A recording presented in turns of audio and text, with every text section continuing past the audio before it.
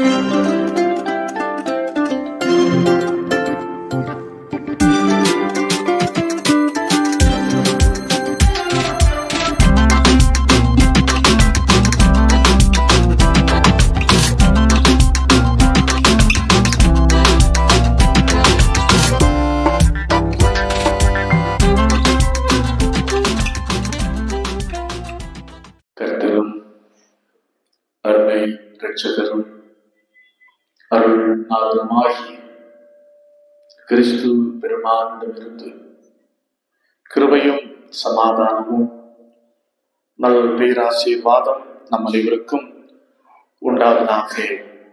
ஆமென். இந்த அருமையான வேளையிலே சிந்தனைக்காக திருமறையிலிருந்து முன்பு வாசி கேட்ட பழைய பாட்டு பகுதியை உங்களுக்கு முன்பாக நான் வைக்க ஆசிக்கின்றேன். எரேமியா தீர்க்கதரிசியின் புஸ்தகம் 17வது அதிகாரம் 5-8 முடிய உள்ள வசனங்கள். அதிலே 7வது வசனத்தை நான் வாசிக்கிறேன். 5 முதல் 8 முடிய உள்ள வசனங்கள். அதிலே 7வது வசனத்தை நான் வாசிக்கிறேன். கர்த்தர் மேல் நம்பிக்கை வைத்து கர்த்தரை தன் நம்பிக்கையாக கொண்டிருக்கிற மனுஷன் பாக்கியவான். கர்த்தர் மேல் நம்பிக்கை வைத்து கர்த்தரை தன் நம்பிக்கையாக கொண்டிருக்கிற மனுஷன் பாக்கியவான். கண்களை மூடுவோம். ஜெப நிலையிலேயே நம்முடைய பாடும் புத்தகத்திலே 3வது ஞானப்பாடல். 3வது ஞானப்பாடலில் முதல் சரணத்தை மட்டும் நாம் பாடுவோம். நம்முடைய பாடல் புத்தகத்திலே 3வது பாடல் ஞானப்பாடல் இறை வசனத்தின் மகத்துவத்தை வெளிப்படுத்துகின்ற ஒரு அற்புதமான ஒரு பாடல். இயேசு சுவாமி உமது வசனத்தின் பாலை தேட வந்தோ எங்கள் மனது மண்ணை விட்டு உம்மை சேர எங்கள் சிந்தாயை நீர் மாற்றும் தெய்வ சொல்லு கோட்பாடு. கடைசி சரணத்தை பாடுவோம். மாயி மாயி ஜோதியே சுவாமி நாங்கள் மாயமாற பாடி கெஞ்சி நெஞ்சிலே வசனத்தை கேட்டு வாழ்ச்செவி மானமும் கண்ணும் தீர உண்டு போக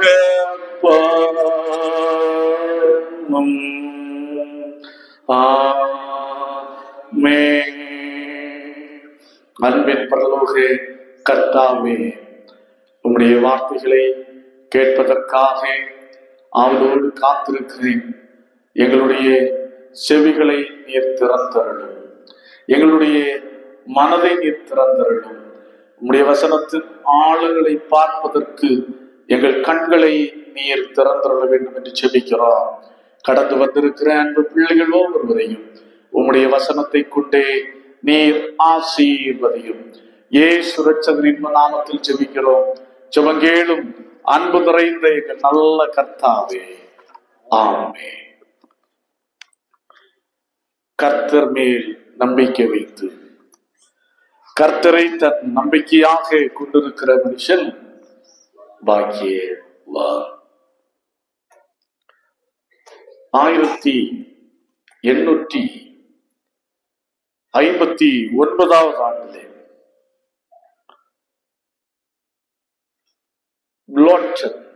பிளான்டன் என்ற ஒரு மனிதன் நயகரா நீர்வீழ்ச்சி, உலக புகழ் வாய்ந்த ஒரு நீர்வீழ்ச்சி, நயகரா நீர்வீழ்ச்சி. அந்த நீர்வீழ்ச்சியின் ஒரு கரையிலிருந்து மறுகரைக்கு கயிர்கள் மேலே நடந்து, டைட்டாக கட்டப்பட்ட கயிர்கள் மேல நடந்து ஒரு கரையிலிருந்து அக்கறைக்கு போனார். முதலாவது சாதனையை நிகழ்த்துகிறார். எப்படி என்று சொன்னால் 1100 அடி உயரம், 1100 அடி உயரம் ஹைட். ஒரு முனையிலிருந்து மறுமுனைக்கு கயிறு கட்டப்பட்டு இருக்கிறது. இவருடைய சாதனையை பார்ப்பதற்காக கிட்டத்தட்ட 25,000 மக்கள் அன்றைக்கே கூடினார்கள். 25,000 பேர். அப்போ கூடி நின்ற மக்களை பார்த்து, கயிறின் மேல் நடப்பதற்கு முன்பாக மக்களை பார்த்து கேட்கிறார், என்னால் இந்த கயிறு மேல் நடக்க முடியும் என்று நீங்கள் நம்புகிறீர்களா? ஆமா, எல்லாரும் ஆர்வரித்தார்கள். நாங்கள் நம்புகிறோம் என்று ஓசையை எழுப்பினார்கள். வெற்றிகரமாக இந்த கரையிலிருந்து அந்த கரைக்கு கடந்து சென்றார். அடுத்து ஒரு வாரம், கிட்டத்தட்ட 5 நாட்கள் பொறுத்து மீண்டும் ஒரு சாதனைக்காக அனௌன்ஸ் பண்ணுகிறார். என்ன சாதனை? இந்த முறை கயிறு கட்டி அதிலே கண்கள் கட்டப்பட்ட நிலையிலே ஒரு தள்ளு வண்டியை வைத்து உதவியோடு நான் கயிறின் மேல் நடப்பேன் அப்படின்னு அனௌன்ஸ் பண்ணுகிறார். ஏராளமான மக்கள் அவருடைய சாதனையை பார்க்க வருகிறார்கள். கூடி நின்றே மக்களை பார்த்து கேட்கிறார், கண்கள் கட்டப்பட்ட நிலையிலே ஒரு தள்ளு வண்டியை வைத்து தள்ளிக்கொண்டே இந்த கயிறின் மேல் நடக்க முடியும் என்று நீங்கள் நம்புகிறீர்களா? எல்லாரும் சத்தம் எழுப்பினார்கள். நாங்கள் நம்புகிறோம் அப்படி என்று ஆரவாரித்தார்கள். உண்மையாகவே ஆரவாரத்துக்கு தக்கபடி அவர் வெற்றிகரமாக நடந்து முடிந்தார். அடுத்து சில வாரங்கள் கழித்து மீண்டும் ஒரு சாதனைக்காக அனௌன்ஸ் பண்ணுகிறார். ஒரு மனிதனை என் தோளின் மேல், என் முதுகின் மேல் சுமந்து கொண்டு இந்த கரையிலிருந்து அந்த கரைக்கு நான் போவேன் அப்படி என்று அனௌன்ஸ் பண்ணுகிறார். அவருடைய சாதனையை பார்ப்பதற்காக ஏராளமான மக்கள் வந்தார்கள். அப்போ சாதனை பார்க்க வந்த மக்களை பார்த்து மீண்டும் கத்துகிறார், என்னால் இந்த சாதனையை நிகழ்த்த முடியும் என்று நீங்கள் நம்புகிறீர்களா? நம்புகிறோம் என்று ஆரவரித்தார்கள். உற்சாகத்தோடு குரல் எழுப்பினார்கள். நான் ஒரு மனிதனை முதுகின் மேல் சுமந்து கொண்டு இந்த கயிறின் மேல் நடப்பேன் என்று நம்புகிறீர்களா? மீண்டும் கேட்டார். நம்புகிறோம் என்று குரல் எழுப்பினார்கள். அப்போ சத்தமா குரல் எழுப்பின தனக்கு முன்பாக நின்ற ஒரு மனிதனை பார்த்து சொன்னார், எப்பா நீ வா, உன்னை நான் முதுகின் மேல சுமந்து கொண்டு எங்க போறேன்? அந்த கரைக்கு போறேன். அதுவரையிலும் நம்புகிறோம் என்று குரல் எழுப்பினவர்கள் அந்த குரல் எல்லாம் இங்க போச்சுன்னே தெரியாது. ஒரு நிசப்தம், ஒரு அமைதி. இது நமக்கு தெரிந்த ஒரு ஸ்டோரி தான். ஆனால் உண்மையாகவே நம்முடைய விசுவாசம், நம்முடைய நம்பிக்கையும் அப்படிதான் இருக்கிறது. கடவுளை நம்புகிறீர்களா? நம்புகிறோம். பிரச்சனையிலும் கடவுள் உங்கள் நடுவில் இருக்கிறார் என்று நம்புகிறீர்களா? நம்புகிறோம். இந்த வியாதி நேரத்தில் உங்கள் நடுவிலே கடவுள் இருக்கிறார் என்று நம்புகிறீர்களா? கன்வென்ஷன் கூட்டத்தில் கேட்டாமா, நம்புகிறோம். இந்த இழப்பின் நடுவிலேயும் கடவுளை நீங்கள் நம்புகிறீர்களா? நம்புகிறோம். ஆனா வாழ்க்கையிலே சூழ்நிலைகள் எதிர்மறையாக வருகின்ற போது நம்முடைய நம்பிக்கை எல்லாமே அப்படியே அடங்கி போய் விடுகின்றது, நிசப்தமாகி விடுகின்றோம். இதுதான் இஸ்ரவேல் மக்களுடைய நம்பிக்கை. அப்படிதான் இருந்தது அந்த காலத்திலே. எரேமியா காலத்திலே தீர்க்கன் எரேமியா காலத்திலே பாபிலோன் நாடு ஒரு சக்தி மிக்க நாடாக இருக்கிறது. சக்தி மிக்க நாடாக இருக்கின்ற இந்த பாபிலோன் அதாவது யூதாவை ஒடுக்குகின்ற நசுக்கின்றார். அப்போ அதுக்கு என்ன பண்ணுவது? அப்படி என்ற சூழ்நிலையிலே தான் இந்த யூதா மக்கள் பார்க்கிறார்கள், ஒரு சக்தி மிக்க நாடு பாபிலோன் நாடு, இந்த தேசத்தை எப்படி எதிர்க்க முடியும்? இந்த தேசத்தை எதிர்த்து எப்படி போராட முடியும்? வேற வழி இல்லை. கொஞ்சம் அப்படியே நம்பிக்கையிலே தடுமாறினார்கள். கடவுளை நம்புகிறோம் நம்புகிறோம் என்று சொன்ன கூட்டமாகி இந்த யூத கூட்டத்தார் ஒரு சக்தி மிக்க நாட்டிலிருந்து அழுத்தம் வந்தவுடனே அவர்களுடைய நம்பிக்கையிலே தடுமாற்றம் ஏற்படுகிறது. தடுமாற்றம் ஏற்பட்டு என்ன செய்கிறார்கள் பாருங்கள். முதலாவது அண்டை நாடுகளை உதவிக்கு கோருகிறார்கள். எகிப்து நாடு போன்ற நாடுகளை அணுகி பாருங்கள், எங்களுக்கு உதவி செய்யுங்கள் என்று கதறுகிறார்கள், உதவி கோருகிறார்கள். அடுத்ததாக இந்த சக்தி மிக்க நாடு பரவாயில்ல, என்ன வந்தாலும் பார்த்துக் கொள்ளலாம் என்று தங்களுடைய சுய அரசியல் தந்திரங்களின் மேலும் தங்களுடைய சுய வலிமையின் மேலும் படைபலத்தின் மேலும் அவர்கள் நம்பிக்கை வைக்கிறார்கள். அவருடைய நம்பிக்கை தள்ளாடுகிறது, ஆட்டம் காணுகிறது. நம்முடைய நடையில சொன்னால் ஆட்டம் காண்கிறது. அந்த சூழ்நிலையிலே தான் கடவுள் எரேமியாவை கொண்டு அறைகூவல் விடுக்கின்றார். என்ன அறைகூவல்? என்ன அறைகூவல்? அதான் 7வது வசனம். கர்த்தர் மேல் நம்பிக்கை வைத்து கர்த்தரை தன் நம்பிக்கையாக கொண்டிருக்கிற மனுஷன் பாக்கியவான். கர்த்தர் மேல் நம்பிக்கை வைத்து கர்த்தரை தன் நம்பிக்கையாக கொண்டிருக்கிற மனுஷன் பாக்கியவான்.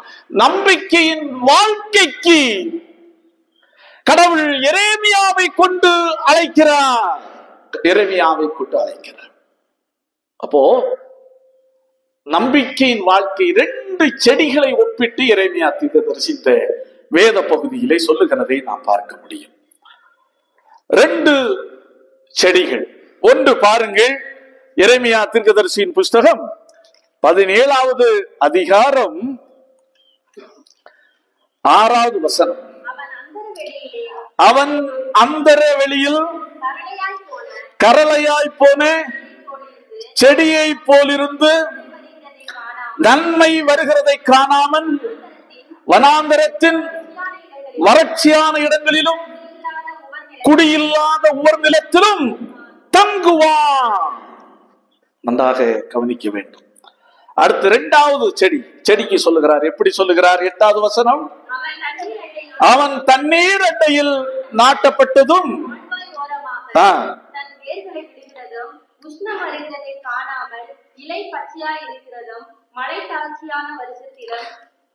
வருத்தமின்றி தப்பாமல் கனி கொடுக்கிறதுமான மரத்தை கொண்டிருப்பார். நம்பிக்கையின் வாழ்க்கையை, கடவுள் பேருள்ள நம்பிக்கையின் வாழ்க்கையை 2 செடிகளுக்கு ஒப்பிட்டு எரேமியா தீர்க்கதரிசி சொல்லுகிறார்.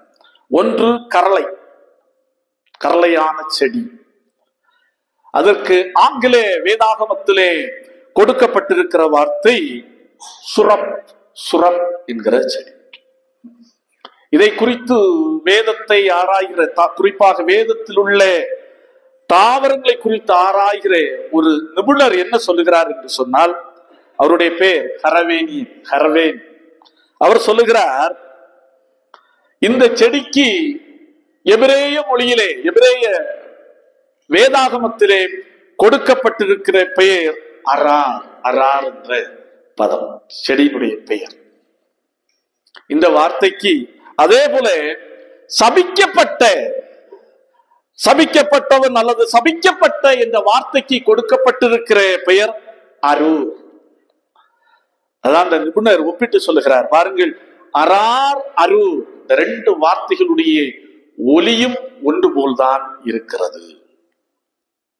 அப்படி என்று சொன்னால் கரளை ஒரு சபிக்கப்பட்ட ஒரு செடி அப்படி என்று கூட வைத்துக் கொள்ளலாம். அதாவது மழை பொழிவு குறைவான இடங்களிலே, மண் வளம் இல்லாத இடங்களிலே வளர்கின்ற ஒரு செடி. இதை குறித்து இன்னொருவர் சொல்லுகிறார், இந்த கரளையை குறித்து சொல்லுகிறார் என்னவென்று சொன்னால், சபிக்கப்பட்ட எலுமிச்சை பழம், சபிக்கப்பட்ட எலுமிச்சை செடி. அல்லது இன்னும் அடுத்து சொல்கிறார் சோதோம் ஆப்பிள். சோதோம் ஆப்பிள். சோதோம் சோதோம் என்று சொன்னால் சபிக்கப்பட்ட, கடவுளுடைய தண்டனைக்கு உள்ளாக்கப்பட்ட ஒரு நகரம் தான் சோதோம். அப்ப அப்பேற்பட்ட சோதோமிலே வளர்கின்ற ஒரு செடி அது எப்படி இருக்கும்? சபிக்கப்பட்டதா இருக்கும். இந்த கரளை செடியிலிருந்து வருகின்ற பழத்தை குறித்து சொல்லுகிறார். என்ன சொல்லுகிறார் என்று சொன்னால், அதை திறக்கும் போது, உடைத்து திறக்கின்ற போது ஒரு ஒலிதான், பிஸ் என்ற ஒரு ஒலிதான் வறுமை தவிர உள்ள எதுவுமே இருக்காது. அப்படி என்றால் கடவுளை நம்பாமல் மனுஷன் மேல் நம்பிக்கை வைத்து வாழுகிறவன், இன்றைக்கு வாசித்து கேட்ட நற்செய்தி பகுதியிலே அதே போல ஐஸ்வர்யத்தின் மேல் நம்பிக்கை வைத்து வாழுகிறவன், செல்வத்தின் மேல் நம்பிக்கை வைத்து வாழுகிறவன், இதுதான் வாழ்க்கை என்று இருக்கிறவன் எதை போல இருப்பான்? சோதோம் ஆப்பிள். சோதோம் ஆப்பிள். அவனுடைய வாழ்க்கை அப்படிதான் இருக்கும். அமுக்குனா சத்தம் வரும், ஒலி எழுப்பும், ஆகா ஓஹோ என்று சத்தம் வரும். ஆனால் உள்ளான வாழ்க்கையில என்ன இருக்காது? உள்ளான வாழ்க்கையில ஒன்றும் இருக்காது. ஒன்று நினைத்துக் கொள்ளுங்க, அந்த பேஷன் ஃப்ரூட் நமக்கு அதிகமாக கிடைக்கிற ஒரு பழம். இந்த பேஷன் ஃப்ரூட்ல உள்ள உடைச்சா என்ன இருக்கும்? சீட்ஸ், அந்த லிக்யூட் எல்லாம் சேர்ந்து இருக்கும். அதை நம்ம விரும்பி சாப்பிடுறோம். அதே பேஷன் ஃப்ரூட்ல நீங்க ஒரு கற்பனை செய்து பாருங்க, அந்த சீடோ அந்த லிக்யூடோ ஏதும் இல்லாமல் ஒன்று இருந்தா எப்படி இருக்கும்? அப்படிதான் நம்பிக்கை. கடவுளை தவிர்த்து மற்ற காரியங்கள் மேல், மனிதன் மேல் நம்பிக்கை வைத்து வாழுகிறவனுடைய வாழ்க்கை எப்படி இருக்கும் என்று சொன்னால் சோதோம் ஆப்பிள் தான். நம்ம பேஷன் ஃப்ரூட்டை எடுத்துக்கொள்ளுங்க, அது உடைஞ்சு அப்படியே உடைச்சிரும். உள்ள பார்த்தா அது இது இருக்கும். ஆனா சோதோம் ஆப்பிள் அதை உடைச்சு பார்த்தா சத்தம் தான் உடைக்கும் போது சத்தம் தான் கேட்குமே தவிர உள்ளே எதுவுமே இருக்காது. அப்போ கடவுளை தவிர்த்து நம்பிக்கையை சக மனிதன் மேலும் அதே போல செல்வத்தின் மீதும், தங்களுடைய ஆஸ்தி சம்பாத்தியத்தின் மீதும், தங்கள் சுய வலிமையின் மீதும், அரசியல் அதாவது தந்திரங்கள் மீதும் நம்பிக்கை வைத்து வாழ்கிறவருடைய வாழ்க்கை ஒலிதான் இருக்குமே ஒழிய உள்ள என்ன இருக்காது? கனி இருக்காது. அதான் மார்ட்டின் லூத்தர் 2 கேட்டிஸ்டர், ஒன்று ஸ்மால் கேட்டிசம், இன்னொன்று லார்ஜ் கேட்டிசம். அதுல இந்த லார்ஜ் கேட்டிசத்துல மிக அருமையாக சொல்லுகிறார். என்ன சொல்லுகிறார் என்று சொன்னால், மனிதனுடைய இதயம் எதை சார்ந்திருக்கிறதோ அதுதான் அவனுக்கு கடவுள். மனுஷனுடைய இதயம் எதை சார்ந்திருக்கிறதோ அதுதான் அவனுக்கு கடவுள். அடுத்து சொல்லுகிறார், பூமியில் உள்ள சிலை வழிபாடை குறித்து சொல்லும் போது அவர் சொல்லுகிறார், பூமியின் மேல் இருக்கிற பணமும் செல்வமும் தான் சிலைகள் அப்படின்னு சொல்லுகிறார். இன்றைக்கு அநேக நேரத்தில் அப்படிதான் மனிதர்கள் இன்றைக்கு வாழ்ந்து கொண்டிருக்கிறார்கள். சிலை வழிபாடு என்று மற்ற சமயத்தை குறித்து அநேக நேரத்தில் நாம் குறை சொல்லுகிறோம். ஆனால் மார்ட்டின் லூத்தர் பிரகாரம் என்ன சொல்லுகிறார் என்று சொன்னால், மணியும் செல்வமும் பூமியிலே இருக்கிற ஐடல்ஸ் அப்படின்னு சொல்லுகிறார். அப்போ என்ன சொல்ல வருகிறார் என்று சொன்னால், அதன் மேல் நீங்கள் நம்பிக்கை வைக்காதிருங்கள், கடவுள் மேலே நீங்கள் நம்பிக்கை வையுங்கள். அதான் முந்தின வசனம் மிக அருமையாக சொல்லுகிறது. வாசியுங்கள், பார்க்கலாம். 5வது வசனம், மனுஷன் மேல் நம்பிக்கை வைத்து மாம்சமானதை தன் உயபலமாக்கி கொண்டு கர்த்தரை விட்டு விலகுகிற இருதயம் உள்ள மனுஷன் எப்படிப்பட்டவன்? சபிக்கப்பட்டவன். அப்படி என்று மிக அருமையாக வேதம் நம்மை எச்சரிக்கிறது. அதான் நம்முடைய பாடல் புத்தகத்திலே மிக அருமையான ஒரு பாடல் ஒன்று இருக்கிறது. என்ன பாடல் என்று சொன்னால், குணப்படு பாவி. எத்தனாவது பாடல்? 310வது பாடல் கீர்த்தனை, அருமையான ஒரு கீர்த்தனை. அதுல ஒரு சரணம் வருகிறது பாருங்கள், கடைசி சரணம் என்று நினைக்கிறேன். உன்னை நீ நம்பாதே, உலகையும் நம்பாதே, பொன்னை நீ நம்பாதே, பொருளையும் நம்பாதே, தன்னை பாலியிட்டு தாரணி மீட்டவர், தன்னை பாலியிட்டு தாரணி மீட்டவர், நின்னையும் ரட்சிப்பார் அன்னவரை பற்று குணப்படு பாவே. கடைசி சரணத்தை சேர்ந்து பாடும். இப்படிதான் ஒவ்வொரு பாடலையும் நாம் படிக்க வேண்டியது இருக்கிறது. Right, 1 2 3 start. உன்னை நீ நம்பாதே, உலகையும் நம்பாதே, பொன்னை நீ நம்பாதே, பொருளையும் நம்பாதே, தன்னை பாலியிட்டு தாரணி மீட்டவர், தன்னை பாலியிட்டு தாரணி மீட்டவர், நின்னையும் ரட்சிப்பார் அன்னவரை பற்று குணப்படு பாவே.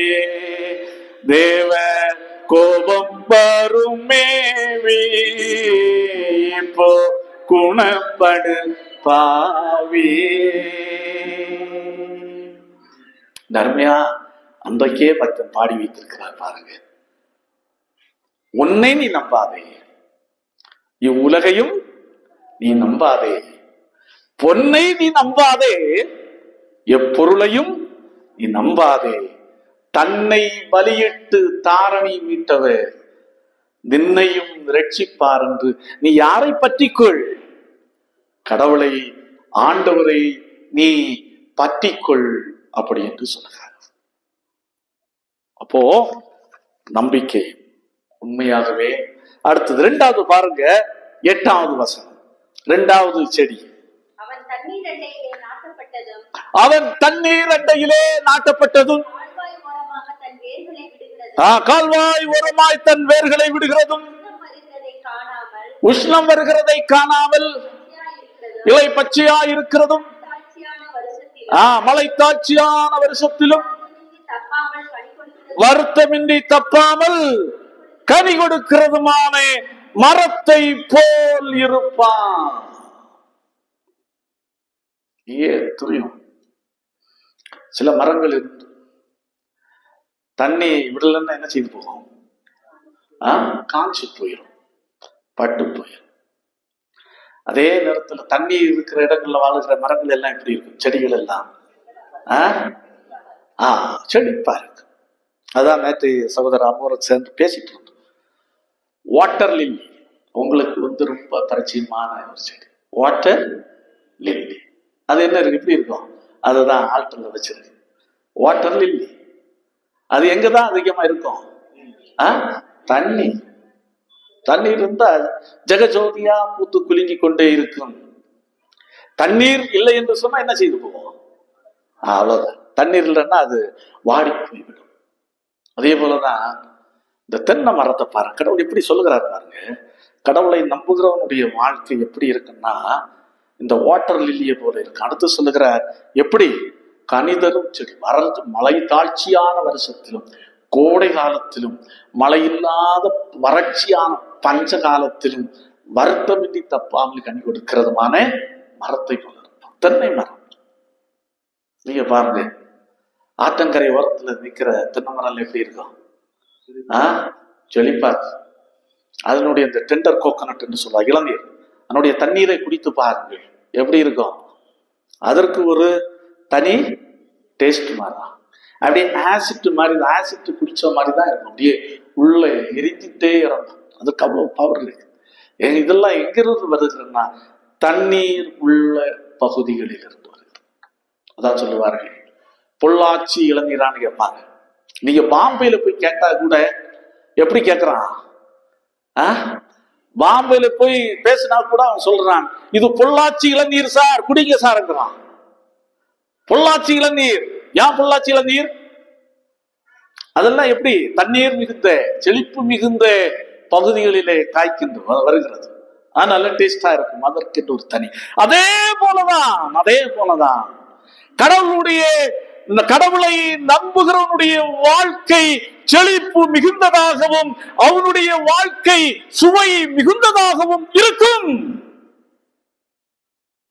அப்போ எல்லா சூழ்நிலையிலும் வாழ்க்கையின் எல்லா நிலையிலும் கடவுளை நம்பி வாழுகின்ற ஒரு வாழ்க்கை நமக்கு தேவை. கடவுளை நம்பி வாழ்கின்ற ஒரு வாழ்க்கை நமக்கு தேவை. அந்த உறுதியான பற்றுறுதி நமக்கு தேவை. மனுஷன் ஆகாதன்னு சொல்லுவான், கடவுளால் என்ன செய்யும்? ஆகும். அப்படி என்று நம்புவதுதான் உண்மையான நம்பிக்கை. இப்ப கன்வென்ஷன் கூட்டத்துல போட்டு தெரியும் நம்ம மக்களை பற்றி தெரியும். ஓ, நம்புகிறீர்களோ ரட்சிக்குமா என்று கத்துவார்கள். ஆனா உண்மையான யதார்த்தமான வாழ்க்கையிலே அப்படி இருக்கிறார்களா என்று சொன்னா ஒருமித்து குரல் எழுப்புவதற்குத்தான் இருக்கிறார்களே ஒழிய உண்மையான வாழ்க்கையில் உண்மையான நம்பிக்கையை வெளிப்படுத்தி வாழ்கிறது என்பது அநேக நேரத்தில் அது சற்று கடினமாக இருக்கிறது. அப்போ பாருங்க, இன்றைக்கு வாசித்து கேட்ட பழைய நற்செய்தி பகுதியிலே பாருங்கள், மக்கள் எப்படி 6வது அதிகாரம் 19வது வசனம் சொல்கிறது, ஜனங்கள் அவரை தொடும்படி வகை தேடினார்கள். திரளான ஜனங்கள் இயேசுவை தேடி வருகிறார்கள். அநேகர் அற்புதங்களை பெற்றுக் கொள்ளுகிறார்கள். நிச்சயமாய் இயேசுவை தொட்டால் எங்களுக்கு விடுதலை உண்டு, சுகம் உண்டு, அப்படி என்ற நம்பிக்கையிலே வலுவடைந்து இயேசுவை உடல் ரீதியாக எப்படியாவது தொட்டுவிட வேண்டும் என்று வகை தேடிக் கொண்டிருக்கிறார். அவர்களுக்கு நம்பிக்கை பிறந்து விட்டது. இயேசுவால் ஆகும் என்ற நம்பிக்கை பிறந்து விட்டது. அங்கே சுகமும் ஆரோக்கியமும் மலர்ந்தது. எங்கே நம்பிக்கை வெளிப்படுத்தினார்களோ அங்கே விடுதலை வெளிப்பட்டது, விடுதலை நடந்தது. எங்கே மக்கள் விசுவாசத்தை பற்றுறுதியை வெளிப்படுத்தினார்களோ அங்கே அதிசயம் நடந்தது. அதான் தாவீது கோலியாத்து நம்ம அனைவருக்கு நன்றாக தெரியும். தாவீதை நீங்கள் எடுத்துக் கொள்ளுங்கள். சகோதரர்களை தான் பார்க்க போறான். கடைசியாக எப்படியோ ஒரு வழியாக போராடி எடுத்து கோலியாத்துக்கு முன்பாக நிற்கிறார். கோலியாத்துவினை ஏளனம் செய்கிறார். என் நாய பட்டத்தோடு தடிகளோடும் என்ன இதோட நீ வந்திருக்கிறாய், கூழாங்கற்களோடு வந்திருக்கிறாய் அப்படின்ற வகையில ஏளனமாக பேசுகிறார். அப்போது தாவீது ஒரே ஒரு காரியத்தை சொன்னான் பாருங்கள், நான் எப்படி வந்திருக்கிறேன்? நீ நிந்திக்கிற, நீ நிந்தித்த யாருடைய நாமத்தில் வந்திருக்கிறேன்? கடவுளுடைய நாமத்தில் வந்திருக்கிறேன். அதுதான் உண்மையான விசுவாசம், அதுதான் உண்மையான நம்பிக்கை. நீ வெளிப்படுத்துகிற, அதாவது நீ யாரை நிந்திக்கிறாயோ அந்த கடவுளுடைய நாமத்துல நான் வந்திருக்கிறேன்ப்பா. நான் கூழாங்கல்ல நம்பி வரல, பட்டயத்தை ஈட்டி எதையும் நம்பி வரல, கடவுளுடைய நாமத்திலே நான் வந்திருக்கிறேன். அதான் தாவீது ஒரு ஜெயவானாய் ஒரு வெற்றியாளனாய் வாழ்க்கையிலே திகழ்ந்தான். அந்த அளவிற்கு பற்றுறுதி மிக்கவர். இன்றைக்கு சங்கீதத்திலே கேட்டோம், வாசியை கேட்டோம், கர்த்தருடைய வேதத்தில் பிரியமாயிருந்து இரவு பகலும் அவருடைய வேதத்தில் தியானமாயிருக்கிற மனுஷன் பாக்கியவான். அவன் எப்படி இருப்பான்? நீர்கால்களின் ஓரமாய் படப்பட்டு. அதே தான் சொல்லுகிறார் பாருங்க. எரேமியாவும் சங்கீதக்காரனுடைய கூட்டுகள் இங்க எப்படி பொருந்துகிறது பாருங்க. அவனும் நீர்ப்பாய்ச்சலுக்கு பக்கத்தில் இருக்கிற செடிகளை போல இருப்பப்பா அப்படி என்று பேசுகிறதை நாம் இங்கே இந்த இன்றைக்கு வாசித்து கேட்ட சங்கீதத்திலே பார்க்கிறோம். அப்போ நீ செய்வதெல்லாம் வாய்க்கும். இதை நாம் புரிந்து கொள்ள வேண்டும். அன்பானவர்களே, அடுத்ததாக மட்டுமல்ல, இந்த நம்பிக்கை ஏதோ கடவுளை நம்பினால் ஓகே விடுதலை கிடைக்கும், சுகம் கிடைக்கும், ஆசீர்வாதம் உண்டாகும், செழிப்பு உண்டாகும், அதையோடு நாம் நின்று விடக்கூடாது. நம்பிக்கை, நம்முடைய நம்பிக்கை கடவுள் பேரில் உள்ள நம்பிக்கை, அதையும் தாண்டி பயணிக்க வேண்டும், அதையும் தாண்டி பயணிக்க வேண்டும். அதான் வேதம் சொல்லுகிறது. ஒன்று இன்றைக்கு வாசித்து கேட்ட நிருப பகுதி 1 கொரிந்தியர் 15வது அதிகாரம் 19வது வசனம். 1 கொரிந்தியர் 15வது அதிகாரம் 19வது வசனம். இம்மைக்காக மாத்திரம் நாம் கிறிஸ்துவின் மேல் நம்பிக்கை உள்ளவர்களாயிருந்தால் எல்லா மனுஷரை பார்க்கிலும் பரிதபிக்கப்படத்தக்கவர்கள். அன்பானவர்களே, இன்றைக்கு மரணத்தை பற்றி பேசினாலே இவன் என்ன பேசுகிறான்? அபத்தம் பேசுகிறான் என்று சொல்லுவார்கள். மரணத்தை பற்றி பேசினாலே ஆகாத காரியத்தை பேசிட்டு இருக்கிறான். மரணம் என்று சொன்னாலே யாருக்குமே பிடிப்பதில்லை, யாரும் ரசிப்பதில்லை, அதை யாரும் விரும்புவதும் இல்லை. ஆனா கிறிஸ்தவர்கள் மரணத்தையும் நேசிக்க வேண்டும். என்றைக்காவது நாம் ஜெபித்திருக்கிறோமா? கடவுளே, எனக்கு அதை தாரும், இதை தாரும், சுகத்தை தாரும், விடுதலை தாரும், வீட்டை தாரும், காரத்தாரும், அதெல்லாம் நாம் ஜெபிக்கிறோம். ஆண்டவரே, எனக்கு ஆசீர்வாதமான மரணத்தை தாருங்க என்னக்கா ஜெபித்திருக்கிறோமா? ஜெபித்திருக்கிறோமா? ஜெபிக்கிறது இல்லை. அது யார் நாம் விரும்புவதும் இல்லை. நீங்க ஜெபிக்கிறீங்களா? எஸ், வாழ்த்துக்கள். அன்பானவர்களே, உண்மையான கிறிஸ்தவர்களுடைய விசுவாசம் அதையும் தாண்டி பயணிக்க வேண்டும். அதான் சொல்கிறார், இம்மைக்காக மாத்திரம் நாம் கிறிஸ்துவின் மேல் நம்பிக்கை வைக்காமல். அப்போ நம்முடைய நம்பிக்கை எது மேல் இருக்கிறது? அதையும் தாண்டி, மரணத்தையும் தாண்டி கடவுள் மீண்டும் இந்த உலகத்திலே வருவார். வருகும் போது அவருக்குள்ளாக மரித்த நாடு என்ன செய்வேன்? உயிர் தெழுவேன். அதுதான் ஒரு பூரணமான, ஒரு முழுமையான நம்பிக்கை. அதான் பவுலடிகளார் 22வது வசனத்திலே மிக மிக தெளிவாக சொல்லுகிறார். என்ன சொல்லுகிறார்?